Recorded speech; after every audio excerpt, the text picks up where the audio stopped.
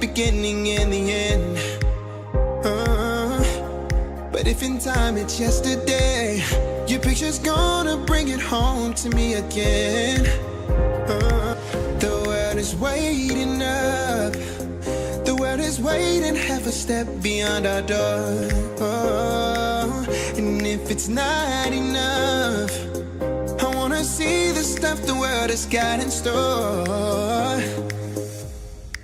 I wanna take it all in, I'm falling. The cityscape by night, wanna catch in my photos. Where you go, every corner twice as bright. They'll be my treasures forever. When I can't hold you tight, I'll see the Stockholm lights. The Stockholm lights, the Stockholm lights.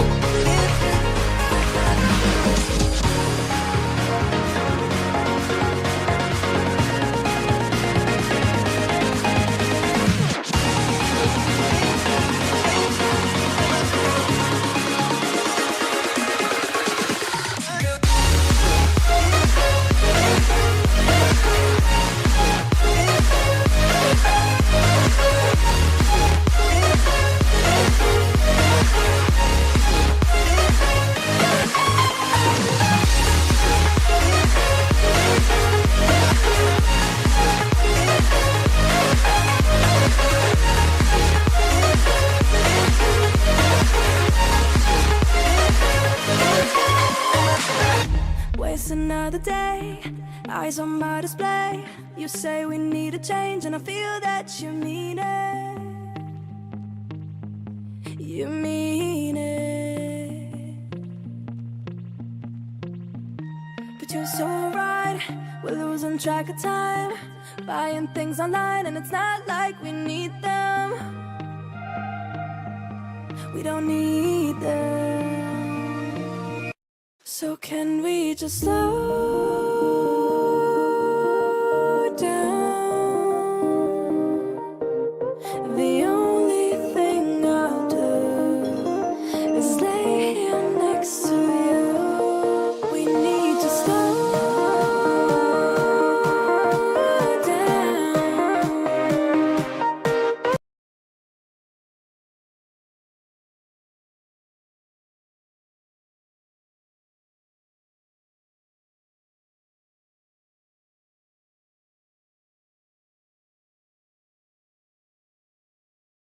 Test. Silly microphone. I couldn't even do my sweet welcome right when the countdown hit 0 because in OBS my microphone was not set up properly. But audio levels are coming through now. I'm assuming you can hear me. If you guys can let me know in chat if you can hear me okay. I believe everything is good. And Default Sex said the black hoodie is the first, of course. Well, I have it on as I do every stream. I kid you guys not. My wife was like, yo, you need more clothes because I'm sick of doing laundry all the time. So this is what I did. I went online and I bought myself 6 black t-shirts and like 3 black hoodies. That is my outfit every single day, is what you see me wearing. I do take showers, believe it or not, and I do wear different clothes. All my clothes just look exactly the same. But in today's stream, we're going to try that new Chrome machine on TryHackMe. Don't know if I'm going to figure it out. It's rated hard, but I do have my Windows VM spun up. Haven't looked at it yet, so I'm going to share the full thing live, but need to make sure everything's good in each location. Do want to let you guys know I am live in 3 different locations. You can join me on YouTube, Twitch, or LinkedIn. On YouTube and LinkedIn, if you just search for my name, Tyler Ramsby, you should be able to find me. On Twitch, if you go to hacksmarter.live, it should redirect you to my Twitch stream. So join on whatever platform works best for you. I'll do my best to monitor the chat in each one of the platforms. So if you have questions as we go, questions about pen testing, IT, careers, whatever, life, feel free to ask them, and I will do my best to keep my eye on the chat. If you're on LinkedIn and I don't see it right away, it's because often the chat doesn't come up. But yo, it came up for Michael, if I'm saying your name right. Good evening. You hear me? Sweet. I'm surprised the chat actually came up. I didn't have to refresh it on LinkedIn, so that's awesome. Maybe that will keep working. Maybe LinkedIn finally fixed a weird chat bug on their live platform. But here's what we're going to do. I'm going to start recording for YouTube, and we'll dive into this. Good chance I get stuck, but we're going to learn as we go. So here we go. Guys, I'm still trying to get over this cold. It just like clogs my throat, makes it hard to talk.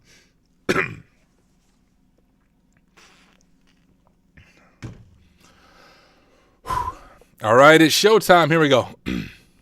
Hey, what is up? Welcome back to another video. In this video, we are going to attempt a newer room by TryHackMe called Chrome. Now, this is a room that's rated as hard, and full disclosure, I have not attempted it at all. So I know a lot of content creators, a lot of streamers, they'll go through a room in its entirety, then they'll make like a short 15-minute video showing, hey, here's how I accomplished this room. And although those can be helpful, when I was first getting into pen testing and CTFs, I was always overwhelmed because I was like, how the heck did you do this room in 20 minutes? What you did not see is I really spent 4 hours troubleshooting and falling down rabbit holes.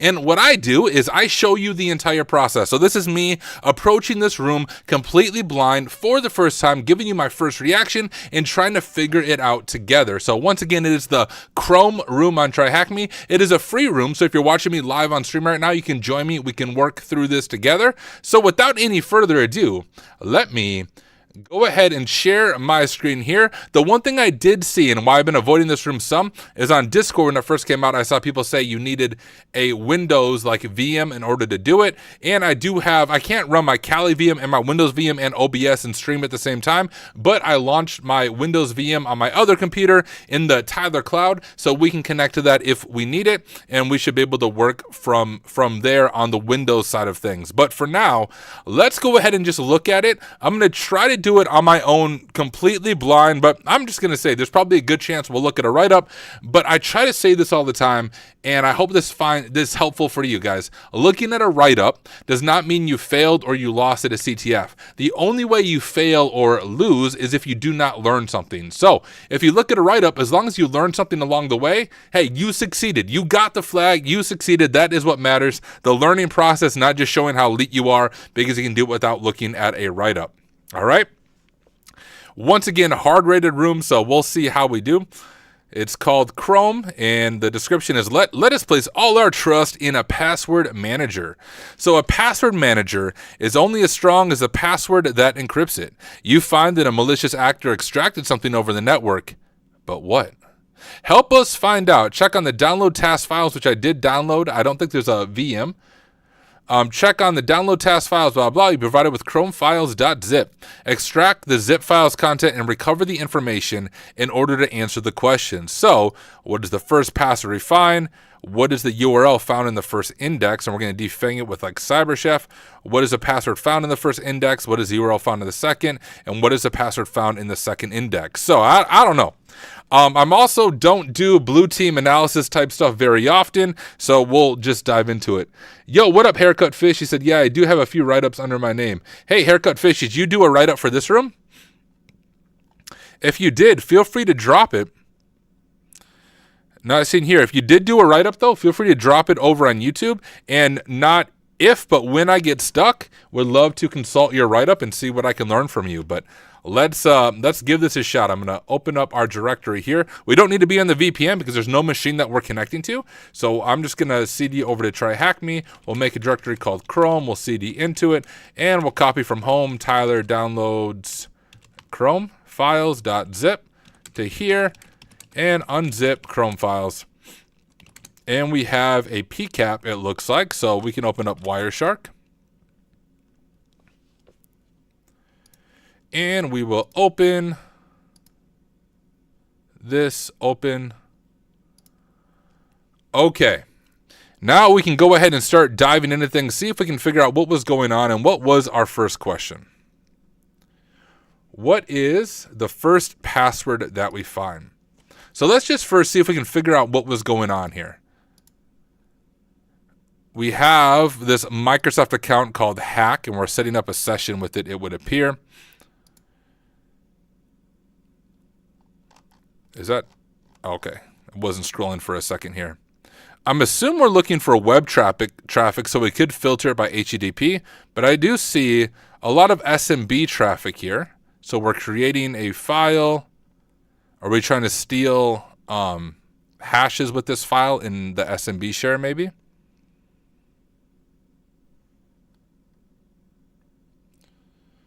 Roy said, hello, Tyler. I'm a big fan. Huge love from India. Thank you, my friend. Appreciate you taking the time to hang out with me. And guys, Wireshark is far from something I am good at. It's something I pull out when I'm forced to and can kind of dig into some of it. We see some LDAP connections, which is interesting. We have a transfer.exe, which sounds malicious. Just kind of get an overall look of this, and then we'll start zooming in on specific things. File info, blah, blah, blah, blah. Where's my scroll bar? Is it? Oh. Okay, I can't find my scroll bar. Well, let's go and pull up ChatGPT because I can already tell I'm going to need them. What up, YM? Big fan from Minnesota. Minnesota is where I was born and raised. Good to have you here. All right. Wireshark filter to capture only HTTP and HTTPS traffic. Yep, I know what a capture filter is. Just tell me the there we go. That's what I'm looking for. So if we want to filter it just based on web traffic,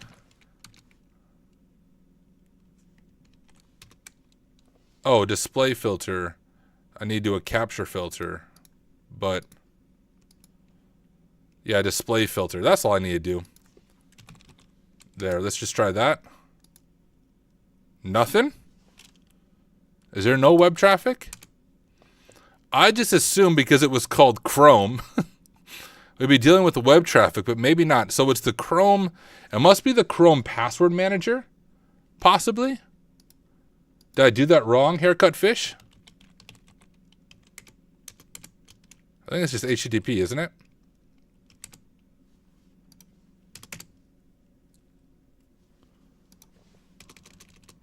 Okay. Well, instead, let's kind of manually look at this. So we have this tree connect. Can I follow this stream? Follow the TCP stream here, which, okay, that's not going to be super helpful for us. Maybe I made the mistake by saying, hey, we're going to do this room, because I was thinking that we were going to be hacking a Chrome password manager. Like I've seen some Python scripts for that. So that was my initial thought. Like I thought we were going to launch a VM and do it that way. But apparently not. This is more like blue team analysis type stuff. We'll still see if I can struggle bust my way through it. But no guarantees, y'all, on this. So Chrome likes storing passwords in a SQL database. You're right. So what would be... Trying to think of a good way to filter for that. Can we filter like... How can I search for...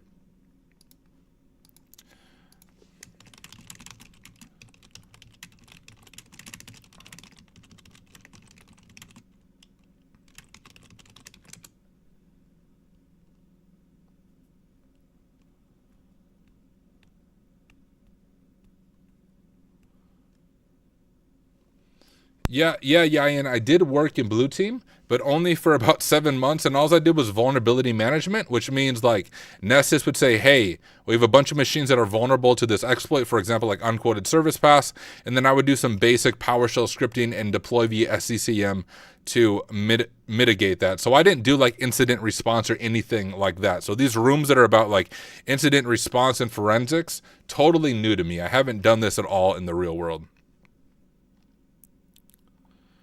Okay, so that's kind of what I assumed, that it would be on like port 443, but apparently not. Oh. Okay. We do have some traffic here from our source IP to this destination IP. It's all encrypted though, so we can't really see much, right?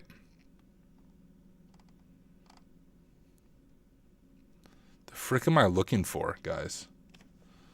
We might have to treat this like a guided Try Hack Me room and literally just follow a walkthrough for the entire thing, because you don't know what you don't know, and I don't know a lot. I literally don't even know what we're looking for. If anyone has any ideas, please let me know. But I mean, like, I can't even look at the traffic because it's encrypted. Unless we have a key to decrypt it, then we could decrypt it. And I'm curious why everyone said we needed a Windows machine. So there must be some aspect of this that we're going to need Windows to decrypt something, possibly.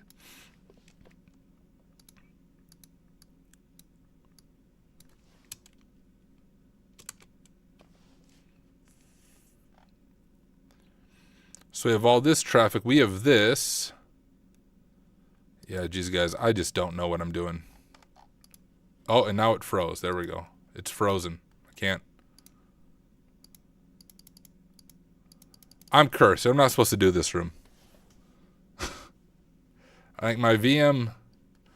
Oh, see, now it's going back and forth between being frozen. You guys see that?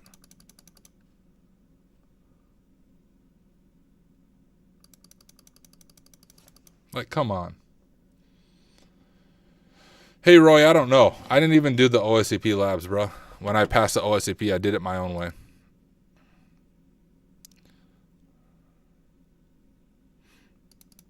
Guys, I can't even...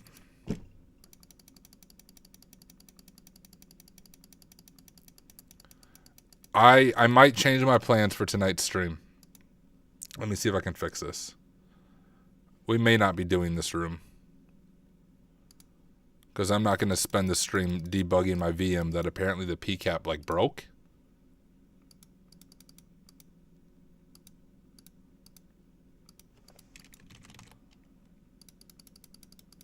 The frick. Yeah, my VM literally is fried as a result of, I don't know what happened. Let me try.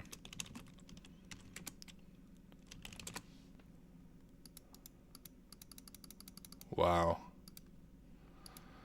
I have to restart my whole VM, y'all.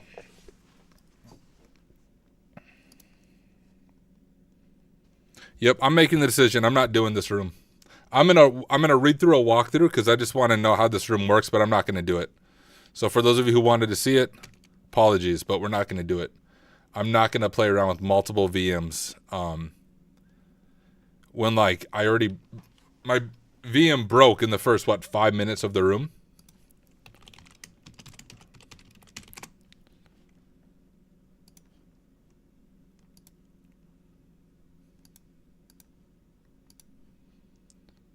Okay. Have it pulled back up here. Let me go back to sharing my face for a second.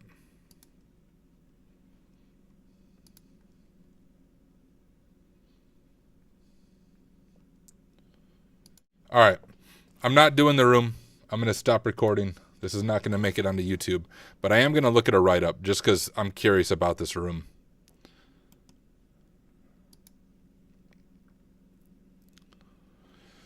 All right, so Chrome is a digital forensics challenge to TryHackMe that I created, which involves reversing a Windows.NET binary and then decrypting the password stored inside the Chrome app data folder. Yeah, there's no way I could have done it. The idea for this challenge was inspired by this article, and I'll show you how to solve the challenge using both Windows and Linux. Okay, cool. So, of course, you had the file that broke my VM.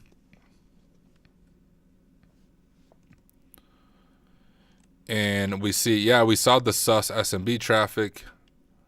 We see there's a lot of request file traffic because the traffic doesn't show as encrypted. We can go to File, Export Object, SMB right away. We notice the transfer.exe along with encrypted files. This file is a .NET assembly file, which a quick search shows that we can use DNSPy to reverse this binary according to this article. Guys, there's literally no way I would have been able to do this. It seems like a really cool room though if your VM isn't trashed like mine. Reverse is binary shell using both Windows and Linux VM. So reversing a .NET binary is considered easier using DNSPy in my opinion. We can expect the binary using 64-bit option. Going through the binary, find the whole program inside the program section. The program is quite simple. It encrypts the files.zip file using AES encryption and saves into another file called encrypted files. Based on the traffic, this is where the last file originated from. Lucky for us, the attacker hard-coded the IV and key for us. We can extract the encrypted files from the Wireshark similar to how we did before, and then we can use CyberChef to decrypt the files. The program didn't specify which mode it used, but luckily the first mode of CBC works for us. Unzipping the folder gives us the app data folder and its many files, including the Chrome application. Wow. Before I move on, let's see how we revert this using Linux using Ghidra. After learning this binary, blah, blah, strings, labels. Yeah, bro, I don't do this. In my job. I do nothing like this in my job. The app data folder stores information needed by Windows. Yep. Chrome uses DPAPI function to encrypt. The key used is the user's master key, which itself is encrypted by the user's local password. We can find the master key located there in that directory. We can use DPAPI to John to extract the hash and crack it so we can get the local password. Wow, okay. According to this article, this is based on we also need the encryption key, which is found in the local state file. Now, the code provided in the article extracts this using the following code snippet. We have a GitHub repo. This is a modified version that will extract the file for us. Now, the article also states that the password is located inside a file called login.data. To extract that, you need the SQLite database connection. Wow. With our files transfer, we're going to use Mimikatz to get the final file that we need. Let's first decrypt. There's no way. No way. I wouldn't even come close to solving this, even with a walkthrough. It should have been rated insane, in my opinion, not just hard. We will use this to decode the DPAPI blob file we covered earlier. We can do this with this command. Note the secret key value that was generated. Okay, I'm going to turn my modified script, which really only differs in 2 sections.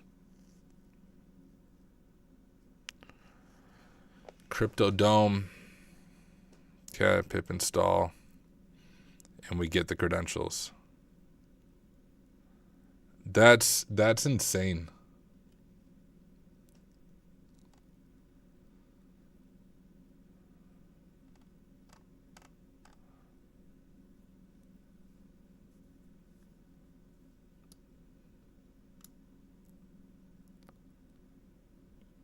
Yeah, that's really cool. Like, seriously, the room is awesome. Like, I think the room's really cool. Like, the fact that he put this all together from the perspective of an attacker and then you're reversing it. Really cool. But personally, I'm not going to do it. It's not just outside of my skill set. It's just like I don't have any use for really learning this deeply. So I don't want to spend a whole lot of time on it just because I don't do anything like this in my day-to-day. Hey, for those of you in chat, did anyone do this room and did you solve it on your own? I'm curious. If you did, I'll be amazed. Actually, I want to look at Discord. Here, I'll go back to sharing my screen in a moment. Yo, what up, Joe Hudson? Good to have you here if you're still here. I just saw you drop a comment over on LinkedIn. Thanks for stopping in, my friend. All right, just need to jump over to Discord. Curious what people were saying about this when they were going through it in real time over here on Discord. First of all, if you haven't done the HackSmart security room, it's one of the coolest rooms on TryHackMe. Make sure you check it out. It's created by a really cool guy named Tyler. Chrome. Okay, I want to go all the way to the beginning and just see like who is like super elite and somehow solve this. Bruh.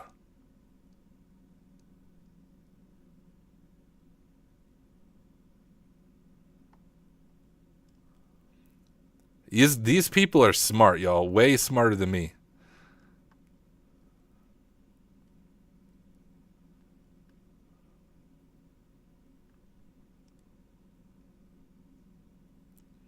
Or I just really suck at like forensic analysis type stuff. Honestly, it's a little bit of both.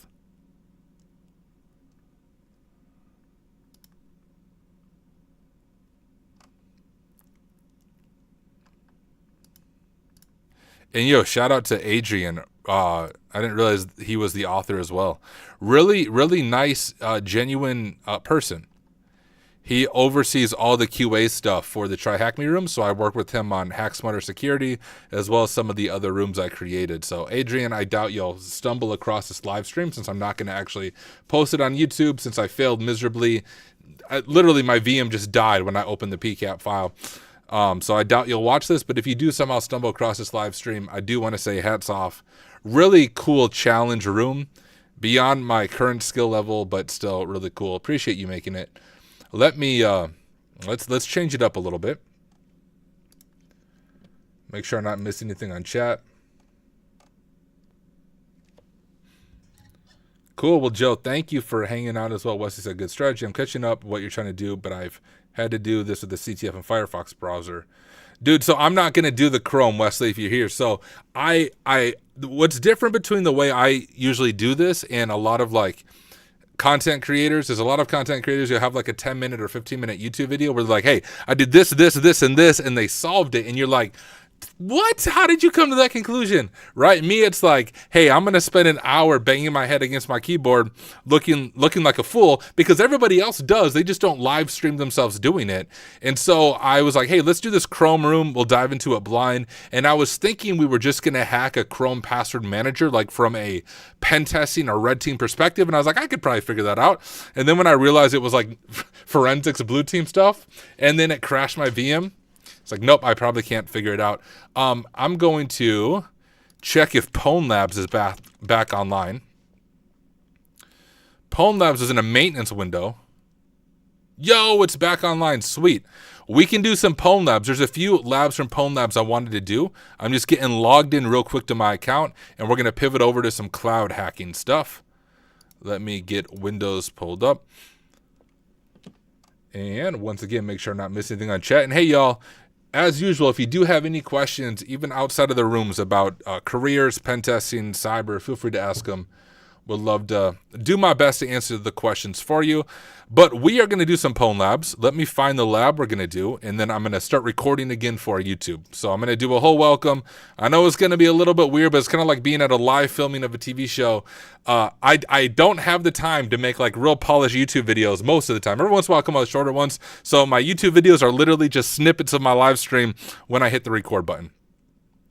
And we do it in one take. And if we mess up, YOLO.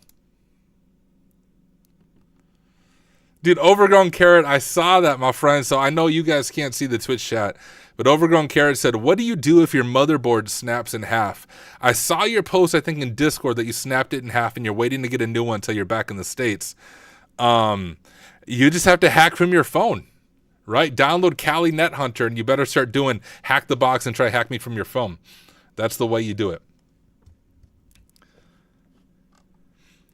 All right, y'all, we are going to do more of a guided room on Pwn Labs. I've always showcased it on Pwn Labs, the challenge or CTF rooms, but they also have guided rooms that kind of guide you through the process. So I'm going to go through a guided room to show that to you. But hey, let me start recording so I don't say the same thing twice. Hey, what is up, everyone? Welcome back to another video. In this video, we're going to do some more cloud hacking, cloud pen testing on pwnlabs.io. Now, if you've never heard of pwnlabs.io, you are missing out. Pwn Labs, hands down, is the best platform for learning AWS, GCP, and Azure pen testing. Think about like Try Hack Me or Hack the Box, but for the cloud. Now, other platforms do offer cloud training, but generally to get cloud training, you need to have like an enterprise license and then spend money on top of that just to get access to cloud training. The cool thing about Pwn Labs is they have over 30 completely free labs that are like plug and play. You don't host it yourself. You just turn the lab on and you can learn cloud pen testing, and they have even more that are available at the premium subscription. And look, the premium sub is only $20 a month or $200 a year, way more affordable than basically anywhere else for learning hands-on cloud pen testing. And I have kind of a sneak peek of something that I'm talking to Pwn Labs about. We are going to be doing a giveaway really soon for 3 premium, 1-year premium subscriptions to Pwn Labs for the Work Smarter Discord community. So if you're not part of the Work Smarter Discord community, go join it. If you don't have an invite link, maybe if you ask in chat, someone will give one to you nicely. Otherwise, do some OSINT, go to my LinkedIn. You'll be able to find an invite to the Work Smarter Discord, but we'll be doing a giveaway there based on some really good write-ups that are done. So stay tuned for that to give you a taste of Pwn Labs. But without any further ado, let me go ahead and share my screen. Here is the lab that I would love for us to do together. It's leverage writable S3 bucket to steal admin cookie. Now, previous labs that I've done, actually all of the Pwn Labs that I've done have all been like from a CTF approach where I go into it blind and it's more like your boot to root machine, but for the cloud. This one's going to be a little bit different because as you can see, it says it's not suitable for a CTF approach. You'll notice this throughout Pwn Labs. Most of them are suitable for a CTF approach, which means, hey, you can go into this from a black box perspective and kind of figure it out on your own. The ones that aren't suitable for a CTF approach, it just means there are certain things that you're not going to be able to figure out on your own, at least not easily. So it recommends following along with the official walkthrough. Now, full disclosure, I have done this lab ahead of time, and the reason I want to showcase it to you is because I think it's really cool. What we're going to end up doing is we're going to find an S3 bucket that is misconfigured. Super common thing that you see in the real world. You can just go to HackerOne and type in like S3 bucket and see a bunch of reports on how S3 buckets can be misconfigured. But one of the most severe vulnerabilities or misconfigurations when it comes to an S3 bucket is if the S3 bucket is world writable. That means anyone can upload files into the S3 bucket, and often how an S3 bucket is used by a website is it's used to host scripts being used on that website. So if you can imagine, you have a world writable S3 bucket and anyone can write to it, and it's hosting scripts for a website. Well, an attacker could upload a malicious script, let's say cross-site scripting, in order to steal a session cookie or steal credentials, and then they would be able to do that almost like a supply chain attack through the S3 bucket in order to attack the website, and this lab is going to showcase that. So let's go ahead and dive into it. I do believe this is a premium lab, so if you don't have a premium sub to Pwn Labs, well, go get one, first of all.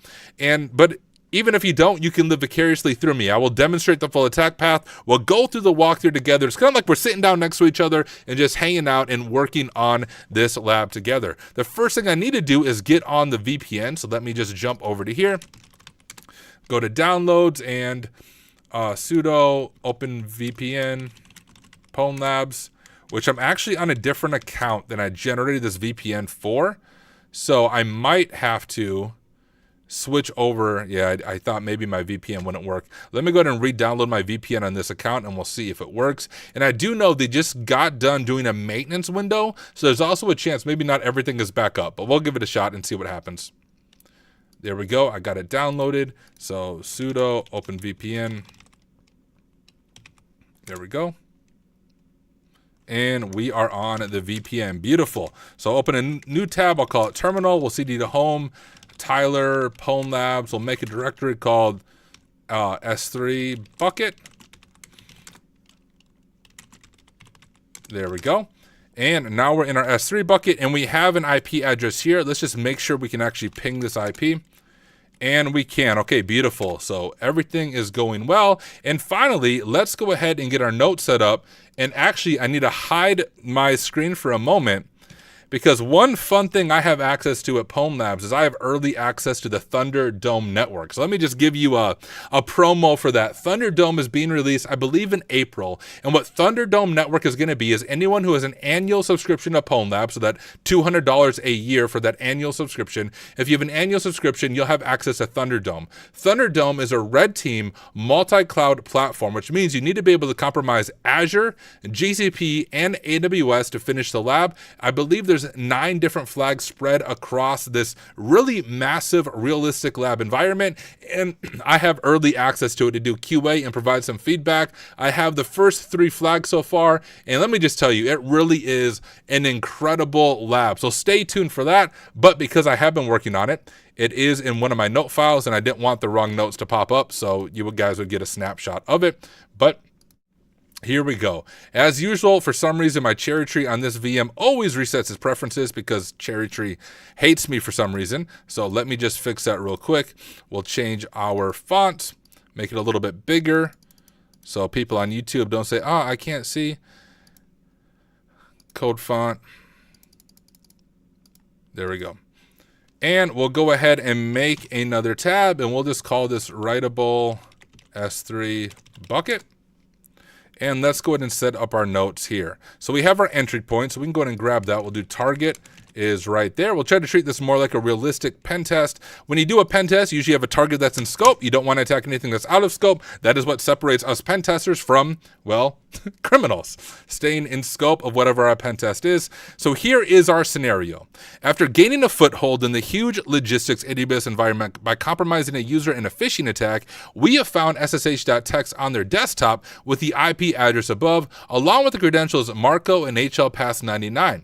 We have been tasked with getting deeper inside their on-prem and AWS network and have permissions to exploit any other users or interactive processes we may find. So let's go ahead and grab that, and we'll just drop that in our notes as scenario. If I could learn how to type. Oh, I want to do plain text. There we go. And so we have some of our creds there. So actually, before we even follow the walkthrough, let's just SSH into the machine and do our own enumeration, searching around and see if we can find anything interesting. So we'll go ahead and SSH as Marco at 10.108. Tyler.0.43. And password is HLPass. Oh, how about that first? HLPass99. Is that what it was? Okay, beautiful. We'll write bash just to give ourselves a little better looking shell. And we are Marco. Can we do anything? HLPass99. We can't run sudo lsla. We have bash history, but it's going to dev null, so that's not going to be interesting to us. But let's go ahead and just go to the root directory and see if we have anything interesting here. We can do netstat ANO, see what. Oh, we don't have netstat installed. Well, let's go to like var. And one thing to always look for is if there's a web server, and we can see the dub there. So we'll cd over to our web server, lsla, HTML, lsla. And so we have a web server running here. And we have a interesting looking file. Can we read that? We can try it. So we'll cat. And we get permission denied. So we can't read that. We can actually see it here. It's owned by www.data. And you can see as our user, we don't have read, write, or execute permissions. But we are able to read admin.php. We can't read config. But we can read contact me, we can read home, and we can read index. We can cd over to assets and just a CSS file. Okay, well, we have what appears to be a web server running. So let's go ahead and hit this IP with a nmap scan. I'm actually going to use Rust scan just because of the speed. We'll rename that to terminal because I like to keep these clear. We'll call that SSH. And now we can do Rust scan, pass it our target. And then the cool thing about Rust scan is you can pass the output of the scan to Nmap, and we can do that with this. So what this is going to do, I'll let the scan start, but it's first going to run Rust scan on this IP, and then any open ports, what it's going to do is run the -A scan via Nmap. Now the -A flag in Nmap just means, hey, throw all of the enumeration stuff at it, give us version information, tell us everything we can find out about these two ports. While this runs, let me look over at chat, make sure I'm not missing anything. Har said, just done this box. Hey, congrats for doing it, and thanks for being part of the Pwn Labs crew. YN said, do you think getting AWS certs like SSA are good if you want to get into cyber? Absolutely. Yeah, and it depends what you kind of want to do. Like if you want to be blue team engineering, they're especially important. They're a little less important for being a pen tester, but still helpful as you speak to clients about some AWS type things. And here we go. We have some results here. So as usual, let's go ahead and set up some of our notes. The first thing I'll do is I'm going to paste in my Nmap scan results, and we're going to make separate tabs for each one of these services. Not as big of a deal for this box because we only have 2 ports, but on boxes where you might have 5, 6, 7 or more ports, it's really helpful to keep your different services organized in their own little note area. So as you enumerate those ports, you can keep your notes separated. So we'll call this one SSH because, well, that's what it is. And this one is HTTP. So we'll grab this and I'll make a sub node here and we'll call it HTTP. Now, SSH, not going to be too helpful to us right now. We already have SSH access to the box, but we do know that there's a web server running, and we even have access to the files on the web server, so we don't need to do GoBuster or anything like that, but we do have a web server that's running here. We'll just put a line there, and let's go ahead and check out this web server. And I don't know if we will need Cato, but I always like to show off Cato, so let's go and open up Cato as well. If you've never heard of Cato, it is a web app vulnerability proxy. So think about Burp Suite, but much more affordable. Even the free version of Cato doesn't rate limit you on things like intruder attacks. So check out Cato. It's written from the ground up in Rust. I love the look of it, and I like supporting devs who are trying to make things more affordable for people. So I try to showcase Cato when I stream. So we'll get Cato pulled up. I'll just throw that to the side, and we'll just open up Firefox to keep things clear right here. And we'll go to our website. And we'll get Cato pulled up, start proxying some of that traffic. I meant to go like this with Firefox, but I grabbed the wrong window. There we go. So we'll turn on Foxy Proxy, and it should start loading it. If we look at our site map, you can actually see from other ones, but we just have the 108 right there. So it is loading it, and all is good. So we don't need to proxy anything yet unless we don't need to intercept anything, I should say. We'll just kind of let it proxy, but we have a basic website here. Just seems to be a static website. Can't do much of anything on here.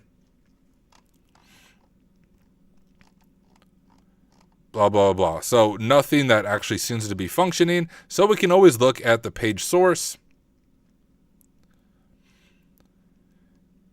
And right away, we see that some of these assets are being hosted in an S3 bucket. You can know what is an S3 bucket because, well, it literally has a name S3, and at s3.amazon and aws.com is where we're hosting some of these assets from. So let's go ahead and poke at this S3 bucket a little bit, and we will take a screenshot of this for our notes. Like if we're doing a good pen test, we want to make sure we're documenting the things we find. Need to pull up my screenshot tool, and because people always ask, what I use for screenshots is Lightshot. So this is Lightshot right here that I'm doing, and we'll just grab this box. I just want to highlight, hey, here is our S3 bucket, and we'll copy that, drop it in our notes, and we'll say S3 bucket is here. Eventually, we'll go through the walkthrough since it is a guided room, but we'll continue to do some of this exploring on our own. But we have this S3 bucket. So here, one thing we can try is just saying, hey, can we like list from the S3 bucket? And we are able to actually list it. So that's vulnerability in and of itself if there's anything sensitive, which means this S3 bucket is world listable. And we can also do this from the terminal. So the way we can do it from the terminal is we'll grab the name of the S3 bucket, which I think that's the name right there, and we'll pull up our terminal. And we do AWS S3 LS to list, and then paste it in there, and we'll do no sign request because we want to do it as an anonymous user to see if it is world writable or world listable, which it is. We can see assets there, so we can go to assets. And we would want, if we're doing a pen test, we would definitely want to document that, at least as an informational, maybe higher if we found sensitive information in the S3 bucket. So let's go and grab a screenshot of this as a vulnerability. We'll just grab some of these here. And we'll go over to our notes here. And we will say S3 bucket is world listable. And we'll drop a screenshot there. And just so our notes are a little easier to read, because that is a finding if we were doing a pen test here, we can go ahead and make that like an H1 header, and we would eventually transfer that over to our pen test report if this is a real engagement. So it is world listable. So then the other thing you want to ask, I kind of think about S3 buckets sort of like FTP. So for those of you who might be new to the cloud, new to AWS, everything is more confusing and more verbose, which just means I use ChatGPT for all of it because I can't remember the silly AWS syntax. But S3 buckets remind me of an FTP bucket. If you're used to a traditional CTF, when you see FTP being exposed in a CTF, one of the first things you try is, number one, can I log into the FTP server as an anonymous user?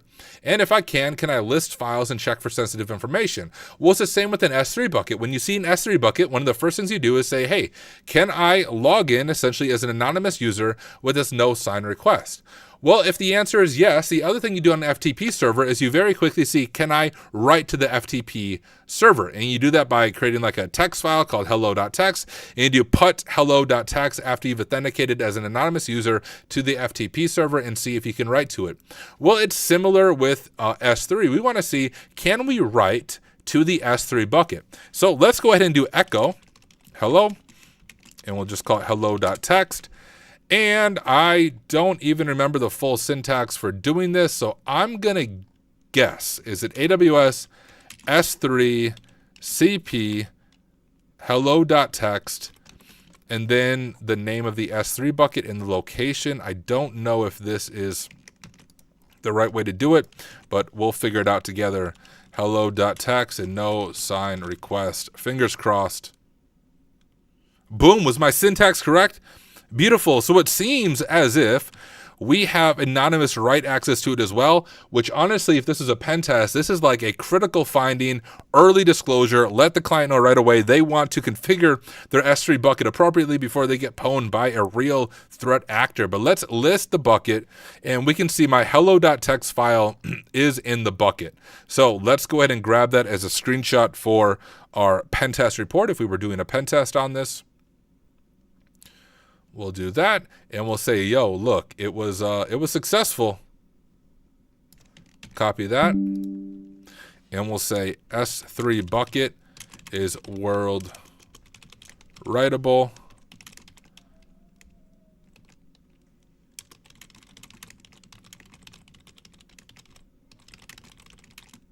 And this would be an early disclosure / critical finding. I just heard one of my kids. Give me a second, y'all. Hear one of my kids upstairs. I think my wife's helping him, but he sounds upset. He should be sleeping. Or is it Ava, my daughter? All right, y'all. I have to go figure out what is going on with my kids. I'm going to throw up the break time. I will be right back in like 5 minutes. Give me just a second. I'll edit this for the YouTube video. I'll be right back.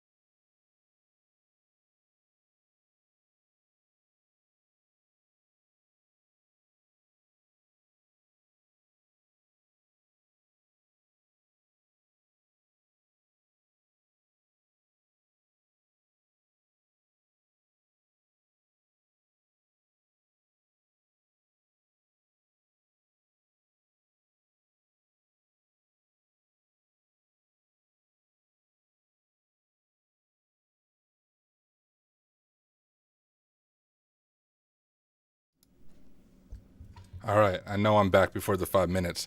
I think we're okay now. My daughter woke up complaining about her ear. I don't know if she just like somehow got an ear infection in the middle of the night.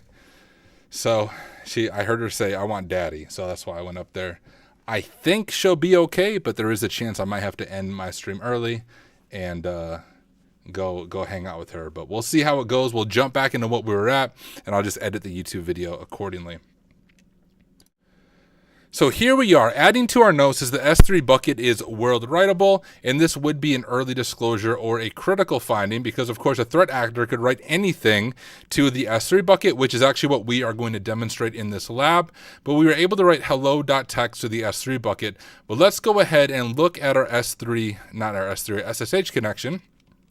We see we have an admin.php. So can we go to it? Let's go ahead and give it a shot. If we go here, what if we go to admin?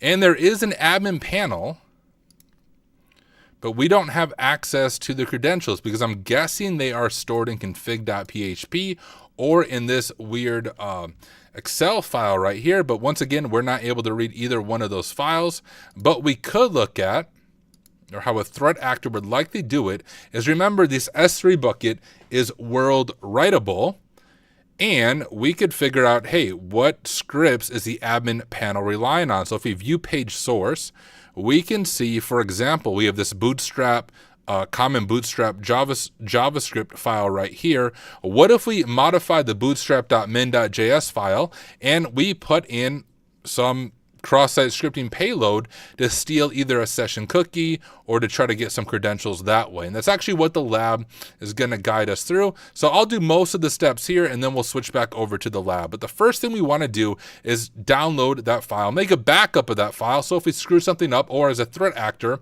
what a threat actor might do is they might steal credentials and then replace the file so that you don't actually detect what happened after they get the credentials that they want. So once again, if we go back to our file here, it's the bootstrap.min.js, so the minimized.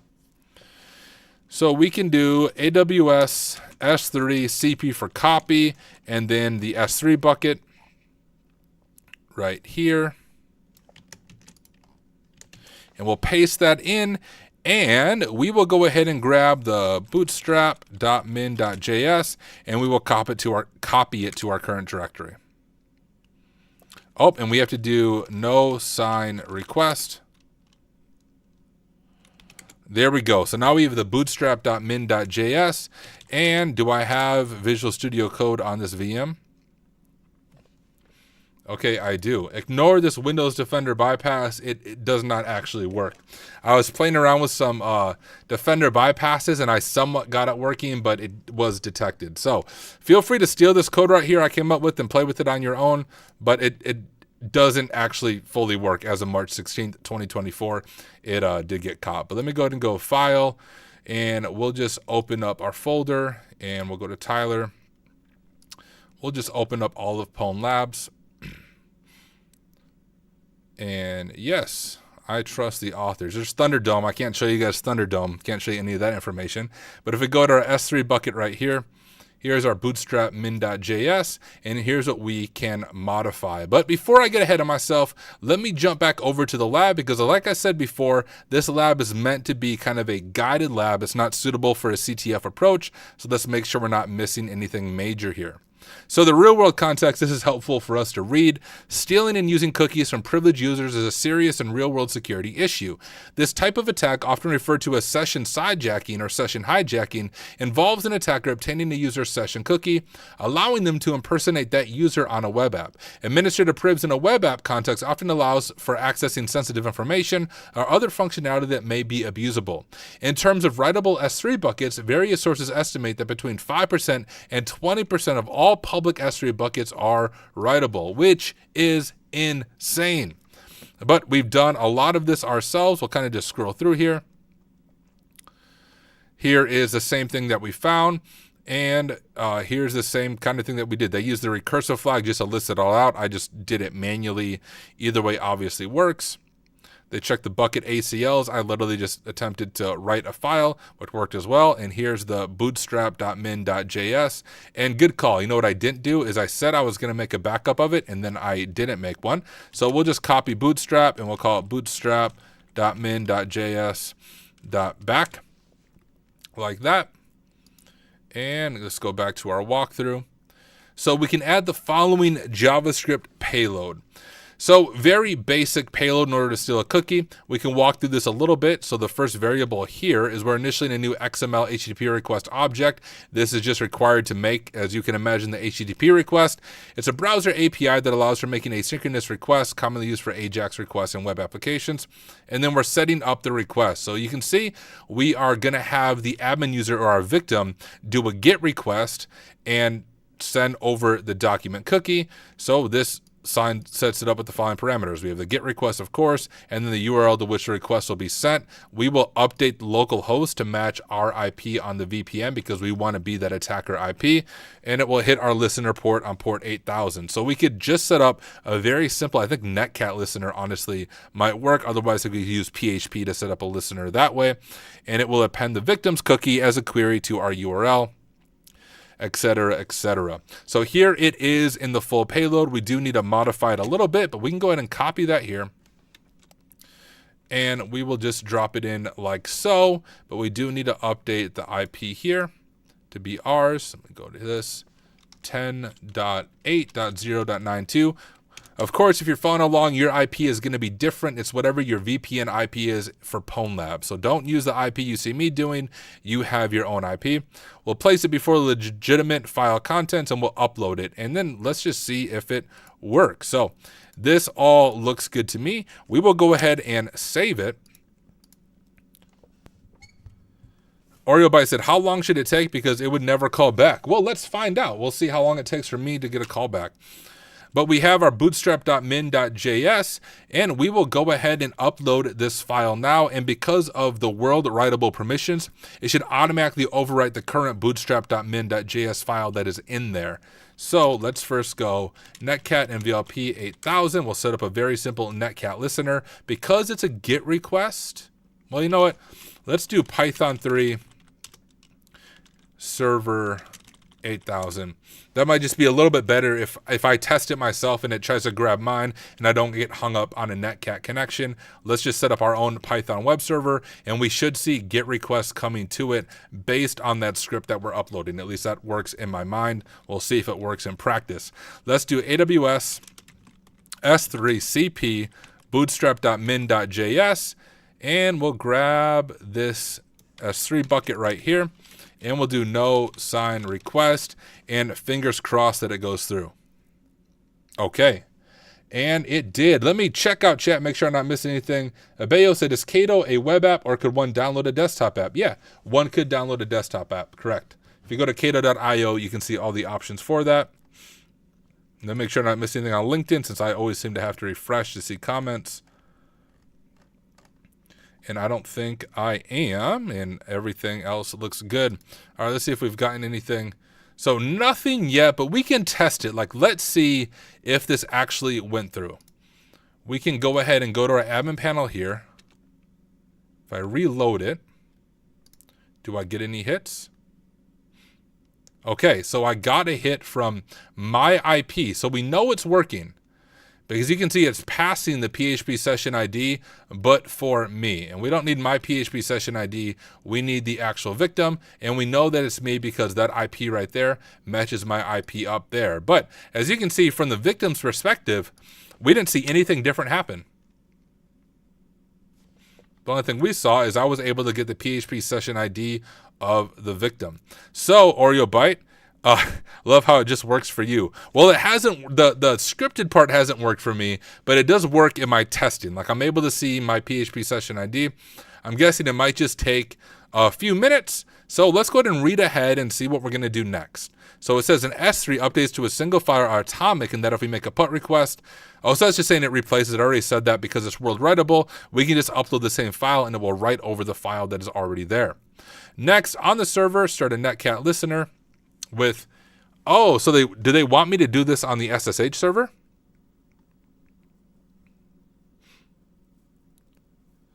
So, OreoBite, maybe that's why it didn't work for you either. Maybe it's cross origin or something that's preventing this from happening. That if you start the listener on your attacking machine, which is what I did, the cross origin resource policy might prevent it from actually sending the PHP session ID over to our attacker machine. So we actually need to set up the listener on our SSH box, which is why it had localhost. That makes sense. I bet that's the reason. OreoBite, I'm guessing that's why it didn't work for you either.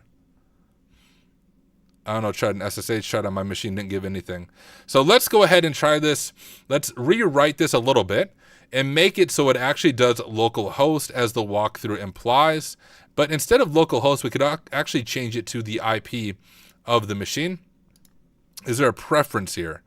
I would think changing to the IP of the machine would actually work better than localhost, because then we wouldn't get caught up in any cross-origin resource stuff because it's actually going to our IP, right?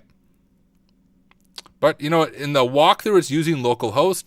And so let's just try that. Let's try the localhost way.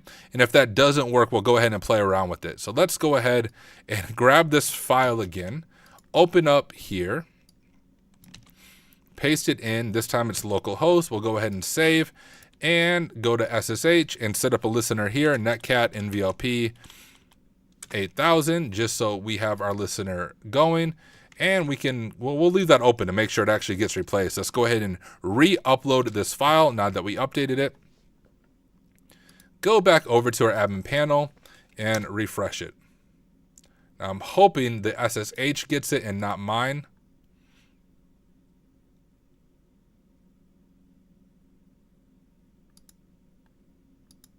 It didn't seem to update the file. You notice it's still actually hitting my listener right here, so that's interesting.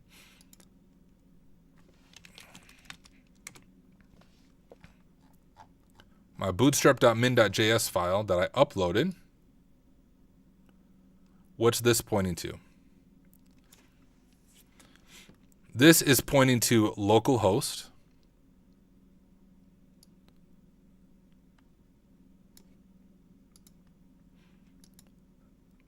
I'm thinking that actually needs to be the IP of the machine, because you can see it is getting, I guess, localhost there. Let me play around with this a little bit. Let's keep messing with this to figure out exactly how it is supposed to work. If we go back to this, or actually go back to here and grab our target IP. Well, first, okay, a few things. I know I'm going back and forth, but I'm troubleshooting live, thinking through the process live in my head. I want to see if we view page source, what if we open this file ourselves? This is the one we modified. So this does have the updated file here, but it's not sending it. Oh, hey, there it is. So it just took a little bit. So it did actually do it properly. You can see it did send it over to here from 127.0.0.1, and we were able to get the PHP session ID. So this must be the admin's PHP session ID. So cool. We were doing it right. I was just overthinking it a little bit. Let's go ahead and go back to our website here. This one right here. We can close out some of these. And we can go to more tools. I think it'd be web developer tools and storage maybe. And our cookie here, we'll update our cookie to the admin cookie and see if that saves. Refresh. Oh, did it replace it?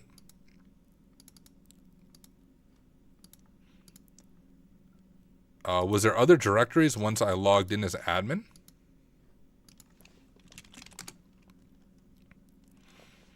Config.php, can I access that?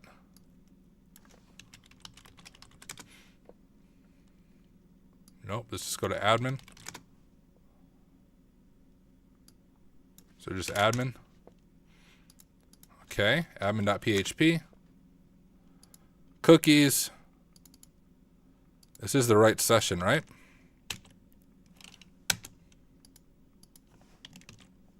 Whoops, did not mean to do that.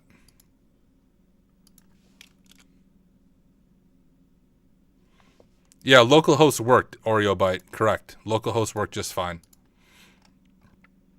Okay, well, we have the session cookie. I'd assume, okay, that's what I did. I just dropped in PHP session ID. Oh, navigate to home. I'm just keep trying to reload admin.php, which is literally just a login screen. So obviously that's not going to work. Okay, and now we have access to home, and it says export users, and I bet that XLS file that we found with SSH access, so this one right here, that's going to be a list of those exported users, and because we're able to leverage that writable S3 bucket to steal that session cookie, we can actually export those users now and get access. So we could do either one, I'm guessing. Okay, maybe just that one. All right, that's fine. We'll go here, go here. See, it's still coming through. CP home Tyler downloads. What the heck was that file called? Did it start with an 8? Oh, look at that. I was right. Oh, is it password protected? I don't have open office or anything. Let's go ahead and just throw it in. Like Google Docs, maybe, since I'm just on a Linux machine. Hold on, let me authenticate to a Gmail account real quick. I don't know what I'm logged in as by default on this. Oh, cool, we're on the right one. We're on my Hack Smarter demo account. We'll go over to Drive here, and let's see if this is password protected. If it is, we should likely be able to crack it with John the Ripper. Like, I think it's John Excel whatever to whatever. Let's do file upload. And we'll go to Tyler, Pwn Labs, S3 bucket, and here's the file, open.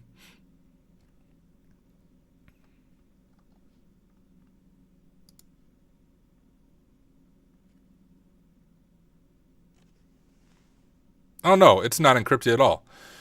But here it is. We just had to open it in actual Excel type things. We couldn't just cat it out in our Linux terminal. I was thinking comma separated spreadsheet, but I suppose it's actually an Excel file. So then you could unzip it, I suppose, would be the other thing you could have done. And then you could have got the information by unzipping it.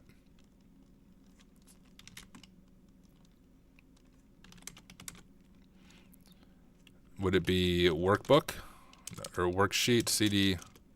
Well, cat, workbook.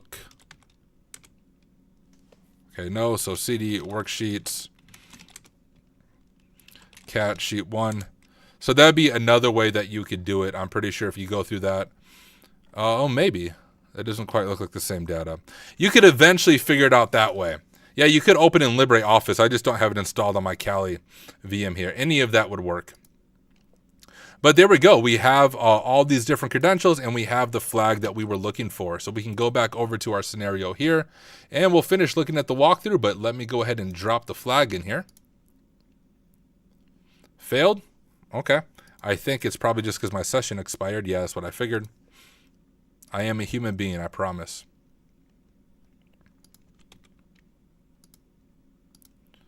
And now we should be able to drop the flag in here. Let me just jump back to the lab now that I'm actually authenticated. And there we go. We dropped the flag in. But let's finish looking at the walkthrough and read some of the resources to see how this attack has happened in the real world. I think like one that comes to mind, y'all, is the Capital One breach a few years ago. That was due to a misconfigured S3 bucket, and that was a massive breach. So if they don't have it in the resources, we'll read about that ourselves. But, oh, you could export it. Yeah, that's everything we did. All that's good. And then you would just replace the file, of course, if you wanted to hide your tracks. So defense, we should ensure that the S3 bucket permissions are correctly configured and that only trusted entities should have right permissions. Absolutely. In this scenario, I realized my hood wasn't up, guys. Maybe that's why I was having some bugs. In this scenario,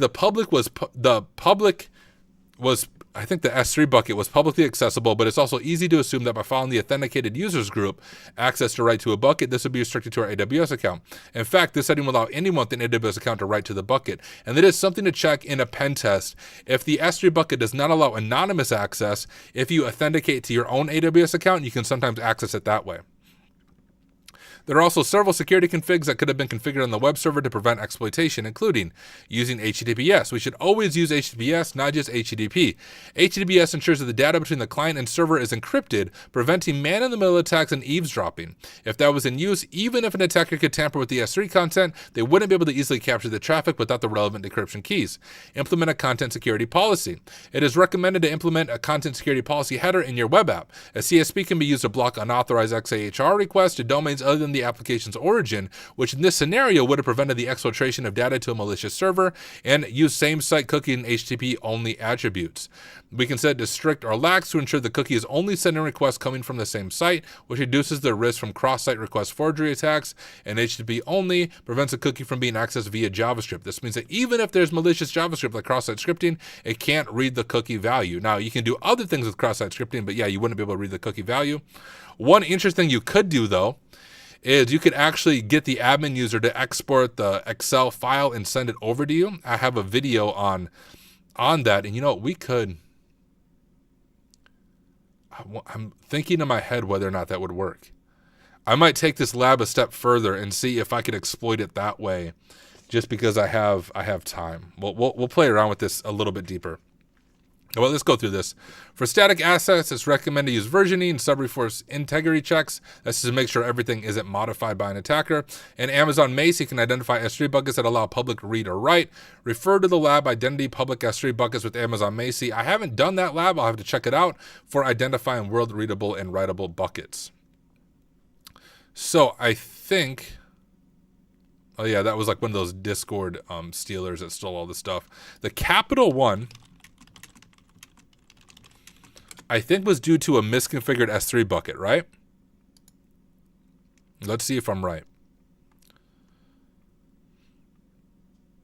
Misconfigured AWS databases, okay. Oh, it's a person from Seattle. Made off with more than 100 million credit applications that were held in a misconfigured storage bucket. That's crazy. They had 100 million credit applications in an S3 bucket, like what we just discovered in this lab, that was world listable. So they could just download the S3 buckets. That's absolutely insane.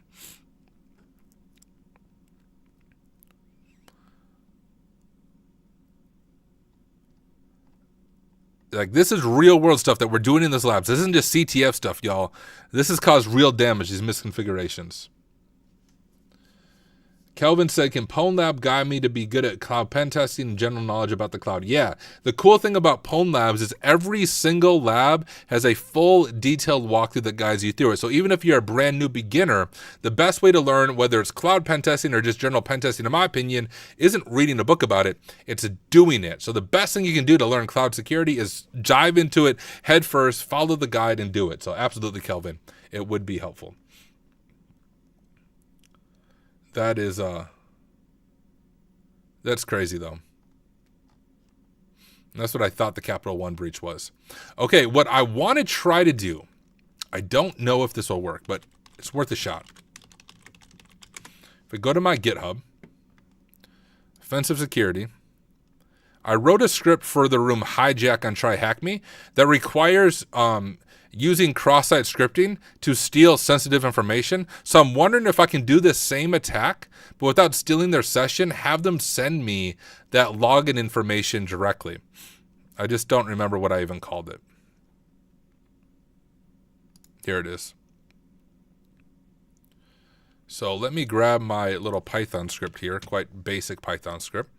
But let's take this a step further, which I always encourage people to do this. When you do a lab like this, I think OXDF and IPSec do a good job of going like beyond root. Go deeper into the lab. See other ways that you can exploit the lab, because that's how you learn. It's just by going deeper and playing around with it. Just because you got the flag, that's not the end of the lab. Keep learning and squeezing all the material you can out of the lab that you're working on. So let's do nano, and I'll just call it exploit.py. Let's see if my code actually works. Okay, it does. So this will generate a malicious JS file. When this is used in a cross-site scripting attack, it will cause the victim to navigate to the target directory and send the content to the attacker. This is useful if the victim is an admin or privileged user with access to sensitive information. So I'm trying to think of how we would end up doing this though. So if we go back over to our admin panel login, what does this request look like? If I turn on that and hit export here, forward that. So it's getting this file right here. So if I send this over to replay, turn that off for now. And it's going to give me, of course, the binary data. But this is what the request looks like. Now, of course, an attacker wouldn't be able to guess that, but you can imagine in a different scenario, the request might be like passwords.xlsx or something along those lines, and you would be able to get the information that way. So let's go ahead and copy this. Yes, copy. And so we want to do the directory, which is that, which I don't know if our question mark is gonna, I might have to escape that. Let's put this in quotes. There we go, that all looks good. And then we'll pass it our IP, which is gonna be our attacker IP address. But in this instance, it's actually gonna be localhost because of how we have to exploit this on this server. So it'd be localhost, right? And it's gonna do the attacker IP there. We can modify it. If I do localhost, I don't know if this will work. I can do localhost 8000.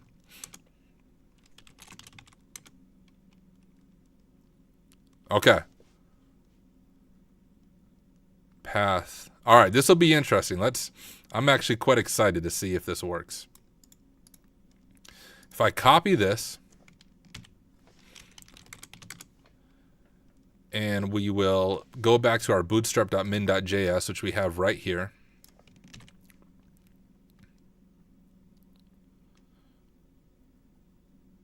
Path.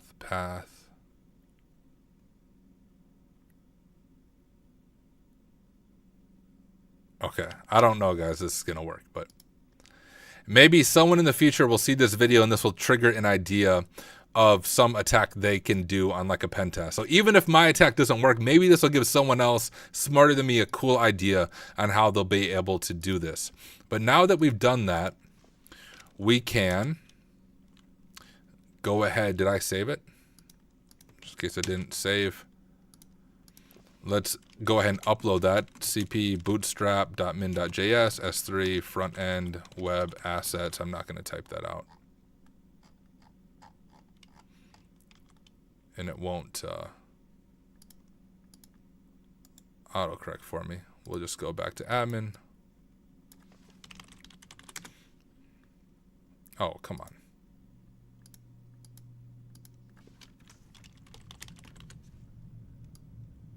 And my daughter's not crying about me either, so her ear must be feeling better, I hope.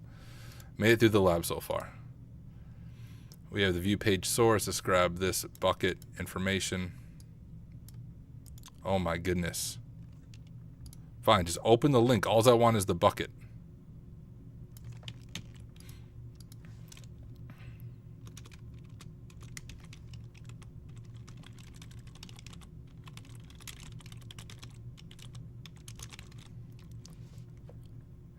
And instead of a netcat listener, let's do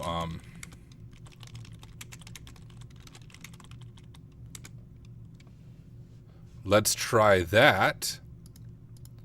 Upload our request. Okay, and technically, can I trigger this on myself since I'm logged in as an admin right now with the admin session ID?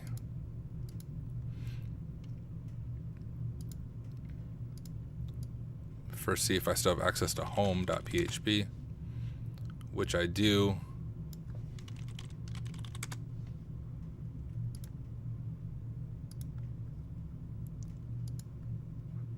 Oh, message unsupported method options. So it attempted to send it. Here, let me look at my script real quick. Look at this.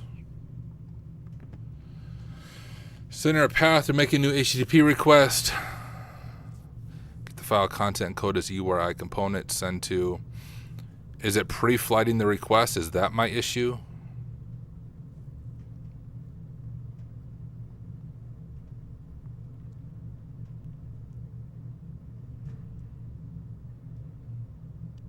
Well, I'm not going to play around with this too much, but I think if you spent enough time digging into this, you could do one single cross-site scripting payload that would not just steal their session cookie, but would send you that file right away, and you'd be able to actually get that target file from the victim. I do have a YouTube video that explains how to do this on the hijack room on TryHackMe. The script I just showed you is the one I wrote for the hijack room. So if you want to see how I did that for that room on TryHackMe, you can check it out. I have a short video that explains a full attack. I even made a cool little diagram. Matter of fact, since this is YouTube, I will put a link to that video right up there, and you can check it out yourself to see how I ended up doing that. But this is the end of this video. This is the end of the leveraging the writable S3 bucket, essentially to steal an admin session cookie and download some username. So hey, hope you found this helpful. If you are not a subscriber to Pwn Labs, go subscribe. What are you waiting on? It is an incredible platform for learning cloud security. But hey y'all, thank you for watching, and I will see you in the next one. All right, my friends. Now I'm just live with y'all. Make sure not miss anything on chat. Otherwise, I will hang out with you guys for a little bit. If anyone has any questions about stuff, happy to answer it. I'm actually going to go ahead and start editing this video as well while I hang out with you guys. I can even show you my video editing process. It's very exciting, very advanced. Like I'm super advanced using Microsoft Clipchamp. Create a new video. I'll share my screen in a moment, but we're just going to edit this video down a little bit.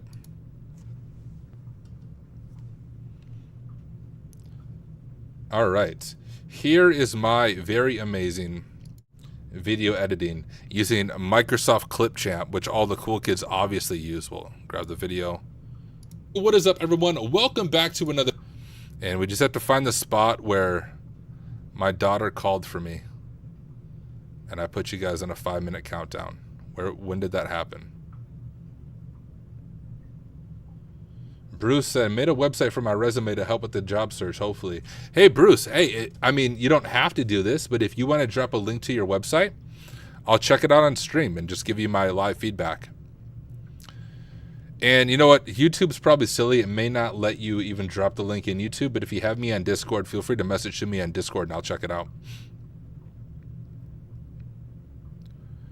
Where's my 5-minute countdown, y'all? How far into my stream did that happen? Oh, here we go. Go back to this.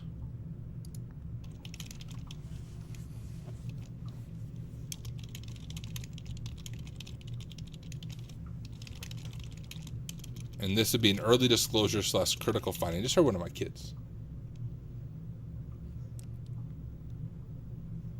Give me a second, y'all. Hear one of my kids upstairs. I think my wife's helping him, but he sounds upset. He should be sleeping. Or is it Ava, my daughter? This where she was like, I want daddy, and she was crying, so I decided she's more important than you guys. That's why I left the stream for a second. All right, y'all. I have to go figure out what is going on with my kids. I'm going to throw up the break time. I will be right back in like 5 minutes. Give me just a second. I'll edit this for the YouTube video. I'll be right back. All right, and there we will split. And just need to go to where I start talking again. I think it was like at the 30-second mark.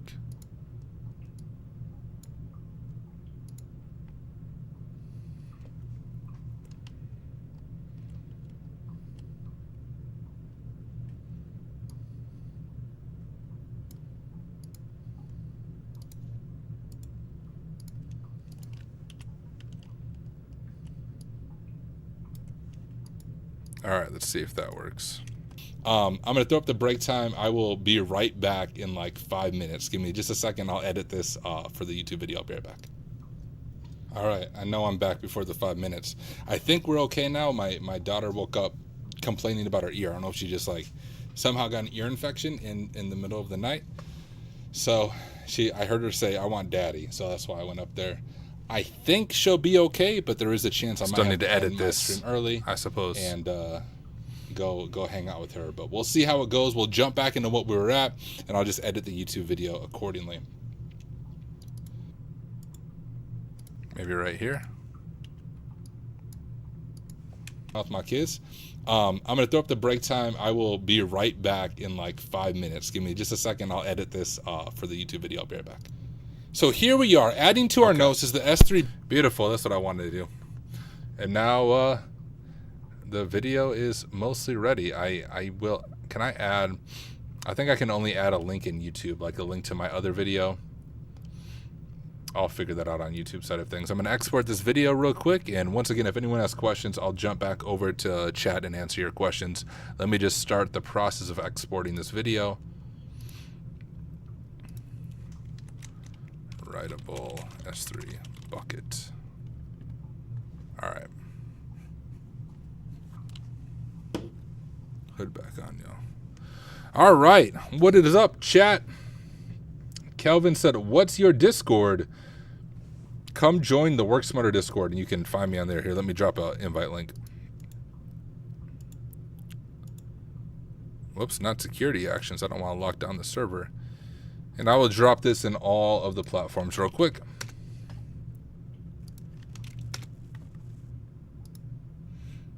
Oh, what happened to my LinkedIn? Hi, LinkedIn. There you go. I dropped my Discord in all of the platforms. If you haven't joined the Work Smarter Discord, come join.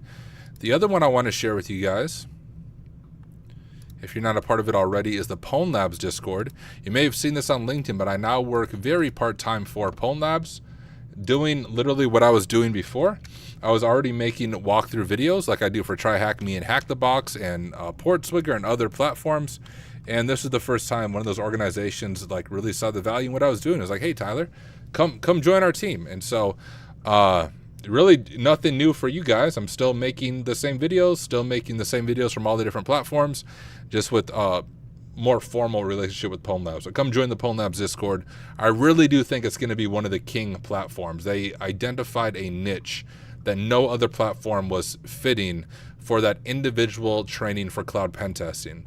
Other orgs have it, like Hack the Box has some enterprise cloud pen testing stuff, but even to get access to Hack the Box's cloud stuff, you need an enterprise business license, which is, I kid you not, I think it's like $10,000 from when I was asking them about it for my own org, around that.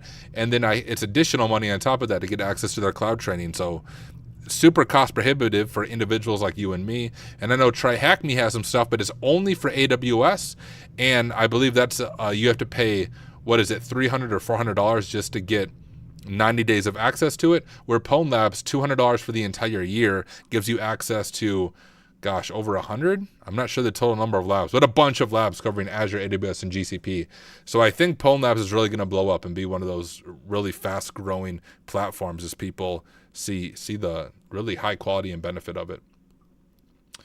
Zach said, what up, Zach? Good to have you here, by the way.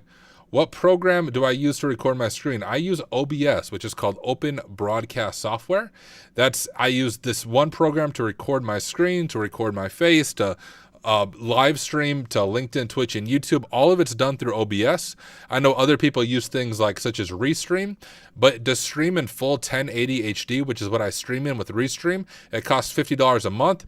OBS is a little more difficult to set up initially, but there's a bunch of YouTube videos you can watch, but you can do everything Restream can do, but it costs nothing. The program's completely free. All the software is free. I'm multi-streaming right now in 1080 HD, fully free. So a little more difficult to set up, but I think the hacker way to do it, because you save money and you learn how to configure stuff on your own. If anyone has any other questions, happy to hang around and answer them. Otherwise, I'll work on some video editing. I plan on streaming again, guys, maybe Friday or Saturday night. Tomorrow night, I hope we're going to get some snow here, but I hope it's not bad. I will hopefully be boxing. I usually go boxing on Thursday nights, but I haven't been able to go for a while because of this dang cold. And when I do boxing, I don't do like your fitness boxing. I do like legit get in a ring and fight people, sparring boxing, which is not fun to do when you can't breathe. So I haven't been going, I didn't go last Thursday. I think I streamed instead because my throat was killing me and I couldn't breathe out of my nose, which is a tough condition to box in. Get yourself hurt in the process. But hopefully go unboxing tomorrow night, and I'll be back on stream on Friday to hang out with y'all, and we'll work through some more labs together. All right, and my video is almost done. Well, hey, y'all, I'm going to call it a night then. I really do want to say thank you to every single one of you who took the time to hang out with me, to attempt our initial lab on TryHackMe, gave up on that, jumped over to Pwn Labs, and was able to work through that writable S3 bucket, very real-world scenario that we've seen in the world. Is there a way to hack past the subscription? Hey, Zach, so there is a way to get 15% off the subscription. Let me find that discount code real quick. But there is kind of a way to hack past the subscription. I'll share. That's not public quite yet, but let me pull this up. I'm just going to put it in my notepad.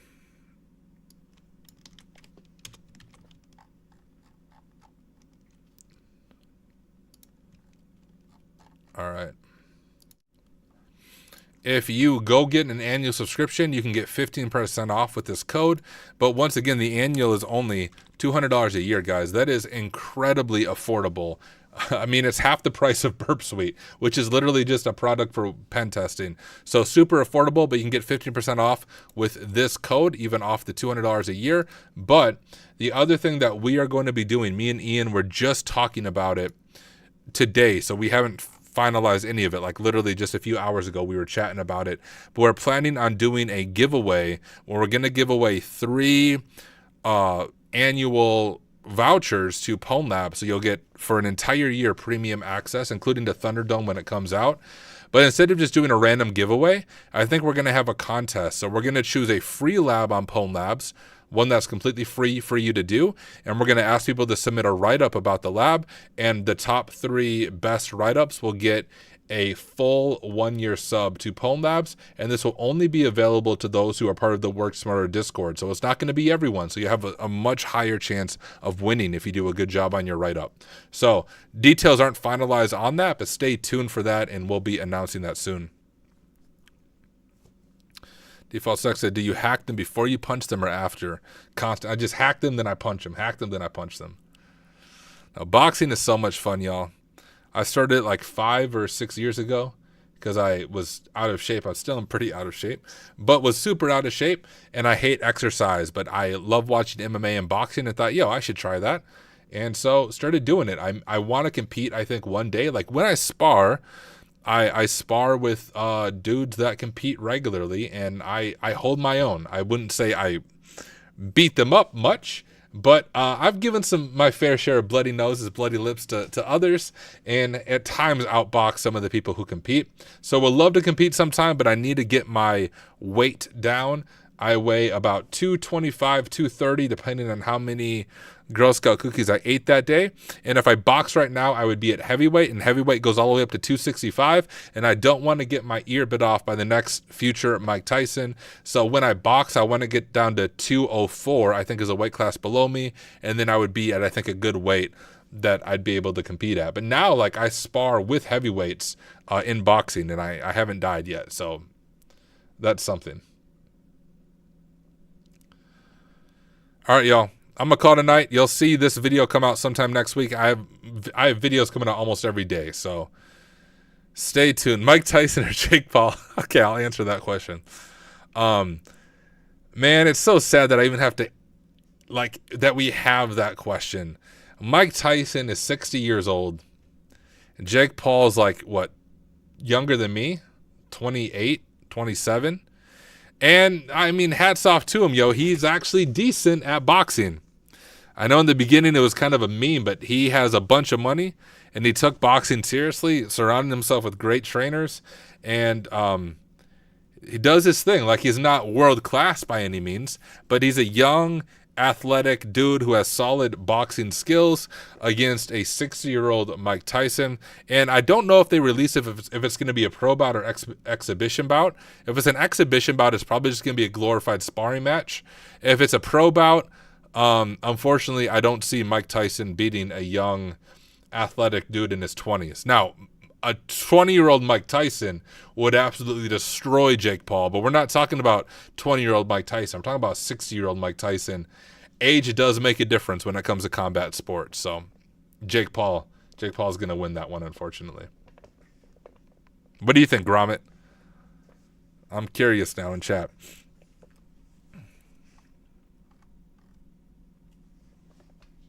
Who do you think is going to win, Gromit? You guys think Tyson? All right. Maybe we can watch it together. Have to be very careful how we watch it together, so, you know, they'll come get me sailing on the high seas, but maybe we can set up like a watch night in Discord or something in some roundabout way and try not to get our Discord banned. Or just all watch it together and chat about it. Would be fun when that fight happens. Yeah, Tyson is looking good, but yeah, for a 60-year-old. I mean, Tyson would beat me. I'll just be honest. Like, I wouldn't box Mike Tyson, but I also like box like once a week. Like, I'm not training every single day. Mike Tyson would probably knock me out, to be real, but I don't think he's gonna win that match. What up, Leon? Good to have you here, my friend. Although you're just joining at the end of the stream, we're done. Just wrapping things up, just hanging out, chatting. You missed it, dude. You missed it. It's okay. You can rewatch it anytime you want. We did. Well, first I tried the Chrome room on TryHackMe, and I opened up the PCAP file, and it broke my VM. I crashed my VM, and I gave up and just looked at a walkthrough because I was curious how to do it. And then we switched over to Pwn Labs, and I did the S3 readable bucket, which was a lot of fun. Damage his laptop backlight? I wonder how we did that. My laptop is also broken. Like, my laptop is bugged out bad, y'all. I need to figure it out. Like, it flashes constantly on the laptop. It works great. Like, I don't ever use my laptop. It's always hooked up to a docking station with a bunch of other screens. But, like, the laptop itself, it's constantly flashing. The light is. I thought maybe it was a software issue, but it does it in BIOS and everything. So I have a similar issue. Something's busted on my laptop. But all I did, y'all, is I plugged my docking station into my laptop one day, and it just, like, the screen went crazy, and it's like permanently broken. Like, my docking station somehow fried something on like a circuit board or something. I have no idea, but it works fine for everything else and works on my docking station. It's odd. I should reconnect the LCD cable. You know what? That might fix it. We can do that on stream.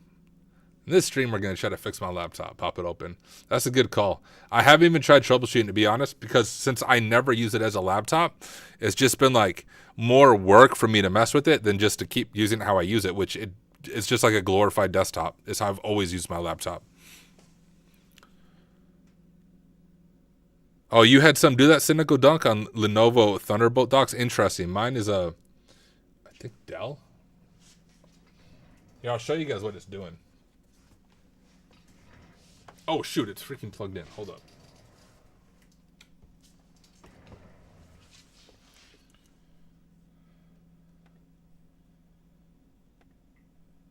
One second.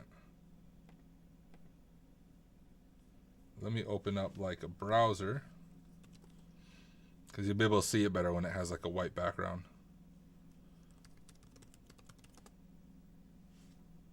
Guys, so this is what my laptop's doing. I don't know if you can see it here. Let's try to put it here.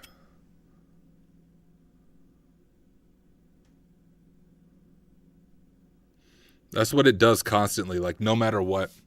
I thought it was a software thing, but yeah, even when it's fully like in BIOS, it does this. Is it a USB docking station? Yeah, it's USB-C docking station.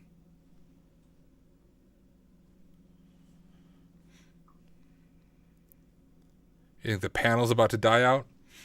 Can I fix that myself? I'm not that great at hardware stuff. I mean, I did, like when I was in IT support, I did basic stuff like, you know, replacing RAM and things. Yeah, that or dock firmware. And that's the craziest thing, guys. Like, it was working fine. Then just one day, as I plugged it into the docking station, the screen went like this. And it's been like this since. I thought maybe it would go away one day, but it hasn't. And I just have neglected trying to fix it. Here, let me put it back up here quick.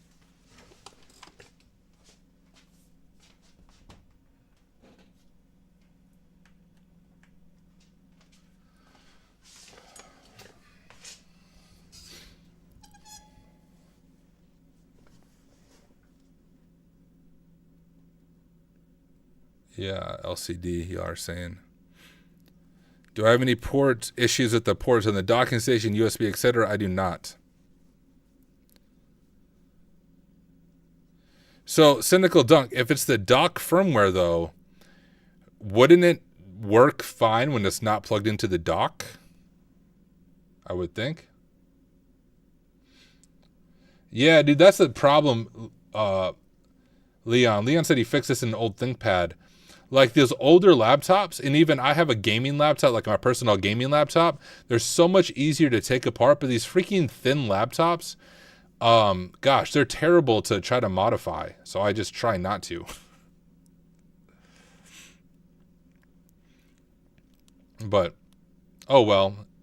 It still works as a glorified desktop either way.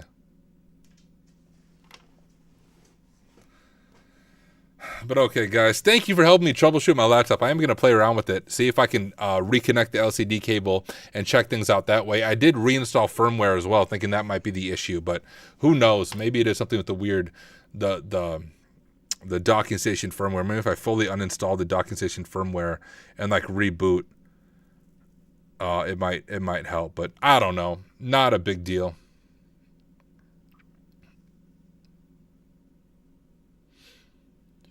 But okay, y'all. Thanks for hanging out. I will see you guys in the next one. Oh, okay, I'll answer your question, Neo Tokyo. Then I'm going to leave. Said, hey, had a doubt about certs. Can you suggest some pen testing certs? I've gotten the EJPT recently. Yeah, OSCP and PNPT. Those are the ones I would suggest. OSCP for the name recognition. PNPT for the actual value you get out of it. The OSCP, unfortunately, is still the gold standard when it comes to pen testing, but honestly, TCM Academy has far better training, higher quality, and they actually care about their students. That's what I recommend. The Latitude 5431, I'll check that out. I have like your classic Dell XPS 15 or whatever. Okay, y'all. Have a good night. I will see you guys in the next one.